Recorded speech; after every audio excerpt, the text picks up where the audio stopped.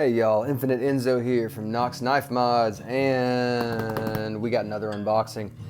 Am I an unboxing channel now? I gotta check with Walsh, man. Maybe that's what we do now. Guys, today we're getting into something from FedEx, and I'm gonna try to open this thing without showing you any of my info here. This is coming courtesy of Smoky Mountain Knife Works. Here we go. Let's get this off here. I'm not gonna use a knife on the outer box just because I don't want to mess anything up in here. All right, let's see what we got. Perfect. This is a big package, guys. Holy moly. Oh, that's just some packing. Okay, more packing. All right, here we go. Oh my. Oh yeah, baby. Let's get some of this stuff out of the way here. Oh yeah. Some of y'all may know what this is if you've been paying attention to social media. Got a little thing here. All right. Cowboy Granddaddy Barlow. That's right. I'm excited about this. We'll open this up so you guys can check out the literature here. I'm not going to read it, but if you want to pause and read that.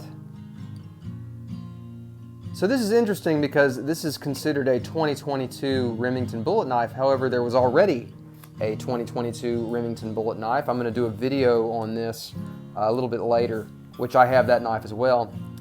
This one's, in terms of quality, is going to be the clear winner because this one was good lord, this one was manufactured by GEC.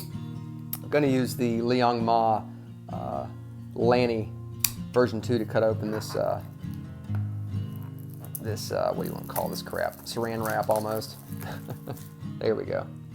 So anyway, this one was produced by GEC. The first 2022 bullet knife was produced by Bear & Sons. So I'm not sure what happened there, but let's open this one up. It's a Granddaddy Barlow. I'm excited. I don't have a, ooh, goodness gracious. Oh my. Look at that. Nice big old Barlow. How am I going to get that out of there? Here we go. Oh yeah. Oh yeah. Oh my. And that is a sterling silver bullet in shield right there. Man, that is lovely. Saw cut bone, no gaps. Fit and finish is that GEC quality that we all are very familiar with. Now you guys know that I have a nice pull, very nice pull. I was afraid it was going to be real stiff like the Pioneer Trapper, the number 23, but no, that pull's perfect. I would say that's probably about a 7. Yeah, I would say a 7. Yeah, that's a really nice pull. So, as I said, these are produced by GEC. We've got a sterling silver bullet shield here, saw cut bone handles.